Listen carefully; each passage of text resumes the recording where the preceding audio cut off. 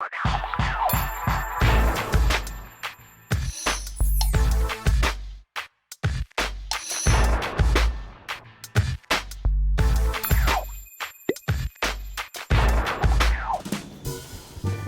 चल ठीक है बेटा, हम थोड़े से दिन में आ जाएंगे, ठीक है।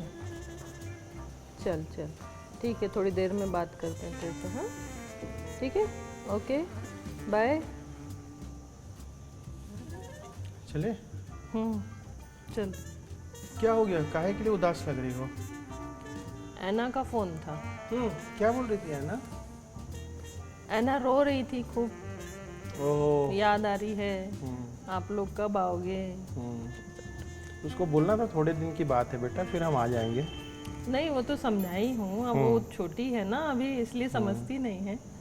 अरे वो तो छोटी है, हम लोग तो इतने बड़े होकर के ऐसा करते हैं। तुमने कभी सोचा है कि परमेश्वर जो हमारा पिता है, जब हम उसकी संतान, उसके बच्चे उससे दूर चले जाते हैं, उसकी आज्ञा नहीं मानते हैं और उससे दूर होते हैं, तो उसको कितना दुख होता होगा। सच में ये बात बहुत, उस दिन मैं आते आते भी यही सोच रही थी कि हम तो अपनी बच्ची से सिर्फ थोड़े से दिन के लिए दूर हैं, परंतु जब हम अपने परमेश्वर पिता से इतनी दूर हो जाते हैं तब वो कितना दुखी होता होगा। उसने हमारे लिए सब कुछ किया, सब कुछ त्याग दिया अपना, और हम उसके प्रेम का प्रत्युत्तर उसे नहीं दे पाते। देखो, हमारा जो प्रेम है वो सीमित है।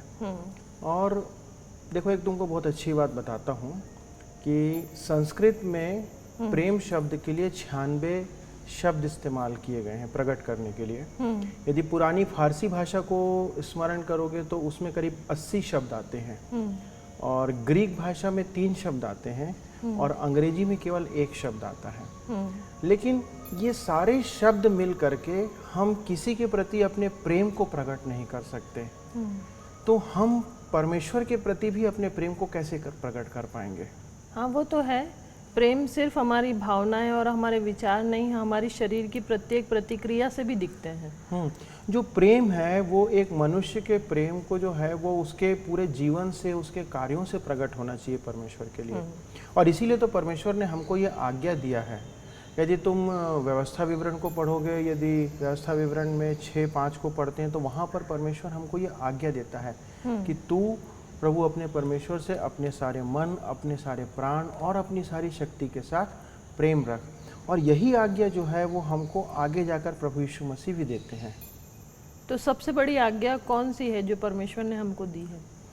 देखो, ये वही आज्ञा है जो परमेश्वर ने हमको पुराने नियम में दिया था, लेकिन जब हम नए नियम में आते हैं तो प्रभु यीशु मसीह इसी आज्ञा को एक नए रूप में प्रस्तुत करते हैं, या उसका सही मतलब हमको समझाते हैं। इसको तुम पढ़ो, तुम्हारे पास बाइबल है ना? पढ़ो मत्ती रचित सुसमाचार 22 अध्याय और उसका 37 से 39। यहाँ ऐसा लिखा है, उसने उससे कहा, तू परमेश्वर अपने प्रभु से अपने सारे मन और अपने सारे प्राण और अपनी सारी बुद्धि के साथ प्रेम रख। बड़ी और मुख्य आज्ञा तो यही है, और उसी के समान यह दूसरी भी है कि तू अपने पड़ोसी से अपने समान प्रेम रख। तो जब इस वचन को हम पढ़ते हैं तो एक चीज़ हमको समझ आती है कि जब प्रभु यीशु मसीह से लोगों ने पूछा कि सबसे बड़ी और मुख्य आज्ञा क्या है, तो प्रभु यीशु मसीह ने उनको कोई बड़ा बड़ा काम करने के लिए नहीं कहा। उनको ये नहीं कहा कि तुमको परमेश्वर के क्रोध से बचना है तो तुम ये काम करो, परंतु उनको सीधे सीधे कहा कि तुम परमेश्वर से प्रेम करो और तुम उसी के समान मनुष्यों से या तुम्हारे पड़ोसियों से तुम प्रेम करो। तो ये है मुख्य बात, और यही बात को परमेश्वर हमको सिखाना चाहता है। पहला यूहन्ना 4 उसके 20 को पढ़ते हैं तो वहाँ भी यही आज्ञा हमको मिलती है परमेश्वर से। पढ़ के देखो उसे। यहाँ ऐसा लिखा है, यदि कोई कहे मैं परमेश्वर से प्रेम रखता हूँ और अपने भाई से बैर रखे तो वह झूठा है, क्योंकि जो अपने भाई से जिसे उसने देखा है प्रेम नहीं रखता, तो वह परमेश्वर से भी जिसे उसने नहीं देखा प्रेम नहीं रख सकता। जब हम इस वचन को पढ़ते हैं तो हमें इस बात को समझ आता है कि हमको ना केवल परमेश्वर से परंतु अपने भाई से भी प्रेम रखना है। और यही बात बाइबल बताती है कि प्रेम में भय नहीं होता है और प्रेम में पक्षपात नहीं होता। एक चीज़ बताइए, परमेश्वर से हमें प्रेम रखना है, पर परमेश्वर से हमें प्रेम क्यों रखना है? देखो, परमेश्वर से प्रेम रखने के बहुत से कारण हैं। सबसे पहली बात, जैसे हमने व्यवस्था विवरण 5:6 में पढ़ा और हमने मत्ती उसके 22:37 में पढ़ा, वहाँ पर परमेश्वर का वचन कहता है कि हमको ये आज्ञा देता है तो पहला कारण है कि हमको परमेश्वर से प्रेम इसलिए करना है क्योंकि ये परमेश्वर की आज्ञा है। दूसरी बात यह है कि हमारे को परमेश्वर से इसलिए प्रेम करना है क्योंकि परमेश्वर हमसे प्रेम करता है। यदि पहला यूहन्ना 4 जो हमने पढ़ा उसके 19 को पढ़ते हैं तो वहाँ पर यही लिखा है कि उसने हमसे पहले प्रेम किया और हम उससे इसीलिए प्रेम करते हैं क्योंकि उसने हमसे प्रेम किया। और तीसरा और बहुत महत्वपूर्ण कारण है कि परमेश्वर प्रेम के योग्य है। वहाँ पर यदि हम प्रकाशित वाक्य को पढ़ते हैं और उसके 4 और 11 को, तो वहाँ पर ये बताता है कि परमेश्वर प्रेम के योग्य है। बहुत सारी विशेषताएं दिया है, तो वो परमेश्वर योग्य है प्रेम के, इसलिए हमको उससे प्रेम करना है।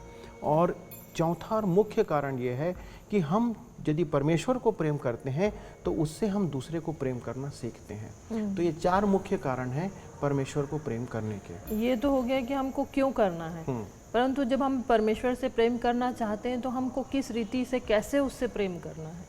देखो, जब परमेश्वर से प्रेम करने की बात आती है तो एक महत्वपूर्ण बात है कि ये हमारा चुनाव होना चाहिए, ये हमारा सिलेक्शन है। ये मेरी मर्जी है कि मैं परमेश्वर से प्रेम करूं या ना करूं।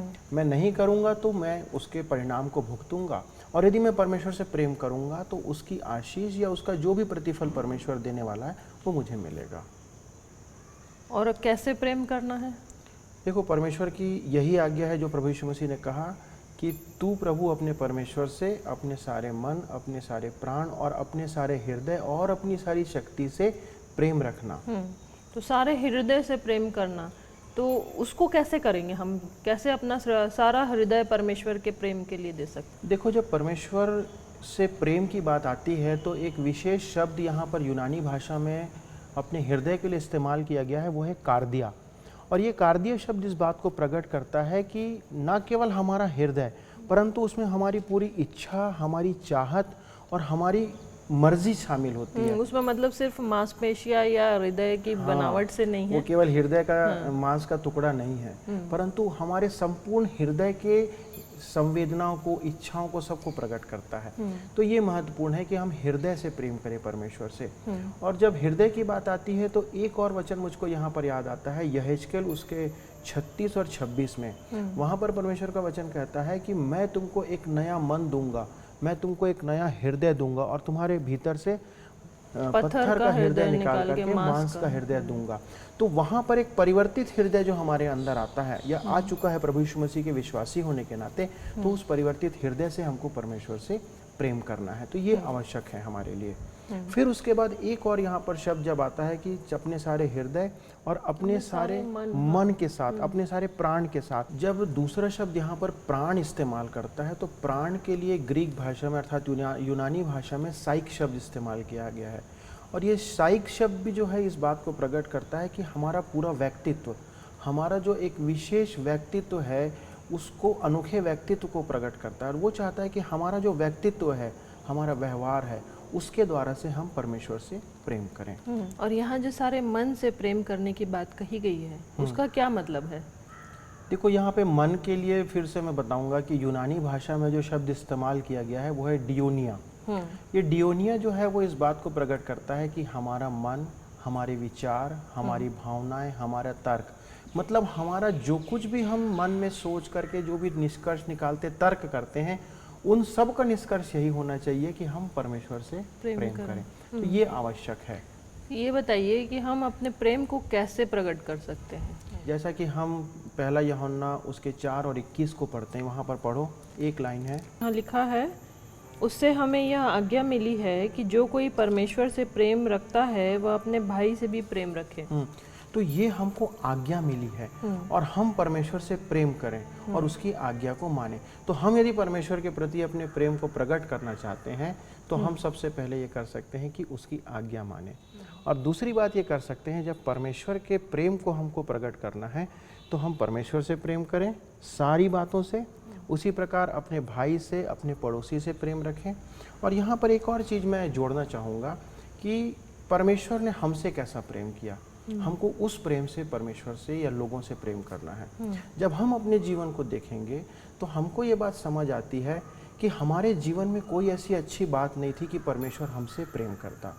हमारा जीवन जो था गंदगी में था, गलत काम हम करते थे, हमारी व्यवहार गलत था, लेकिन तो भी परमेश्वर ने हमसे प्रेम किया, हम योग्य नहीं थे, और वो चाहता है कि हम भी वैसा ही प्रेम करें परमेश्वर से और दूसरों से। हमको लगता है कि ये व्यक्ति से मैं क्या प्रेम करूंगा, अरे ये तो बात करने के लायक नहीं है, लेकिन वो चाहता है कि हम उससे प्रेम करें, और ये है परमेश्वर की आज्ञा, और इसके द्वारा हम परमेश्वर के प्रति अपने प्रेम को प्रकट कर सकते हैं। और सारी शक्ति के साथ प्रेम करना है, वो कैसे करना है? जब शक्ति की बात आती है तो उस शक्ति के अंदर ना केवल हमारा मसल पावर या हमारी शारीरिक सामर्थ्य आती है, परंतु आवश्यकता है कि हम हमारे अंदर जो कुछ भी है, हमारी बुद्धि, हमारा प्राण, या हम जो कुछ भी लगा सकते हैं अपना, वो सब परमेश्वर के प्रेम के प्रति लगा देना है।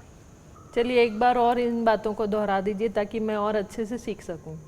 चलो ठीक है। आज हमने सीखा दूसरी महान आज्ञा मसीही जीवन के लिए बुनियादी निर्देश है। सारे मन से परमेश्वर को प्रेम करने का अर्थ है कि हम अपने जीवन में सबसे पहले परमेश्वर से संबंध को बनाना सीखें। परमेश्वर को अपने अपने सारे प्राण से प्रेम करने का अर्थ मसीह की समानता और पवित्रता प्राप्त करने का प्रयास करना है। बुद्धि से परमेश्वर को प्रेम करने का अर्थ है कि हम परमेश्वर के वचन को पढ़कर परमेश्वर के बारे में उचित ढंग से सोचते हैं ताकि हम उसे और भी बेहतर ढंग से जान सकें। सारी शक्ति से परमेश्वर को प्रेम करने का मतलब है कि हम अपना 100% देते हुए परमेश्वर द्वारा दिए गए वरदानों और संसाधनों का इस्तेमाल परमेश्वर की महिमा और उसकी योजना को पूरी करने के लिए खर्च करते हैं। ये तो हो गई परमेश्वर के प्रेम की बात ना, पर ये सोचे हैं कभी जब परमेश्वर हमसे प्रेम का प्रत्युत्तर मांगता है और हमारे जो दूसरे भाई बहन हैं और या जो बच्चे हैं उसके जब उससे दूर हो गए हैं, जो उसके पास लौटना भी नहीं चाहते, उसको देखकर परमेश्वर को कितनी तकलीफ होती होगी।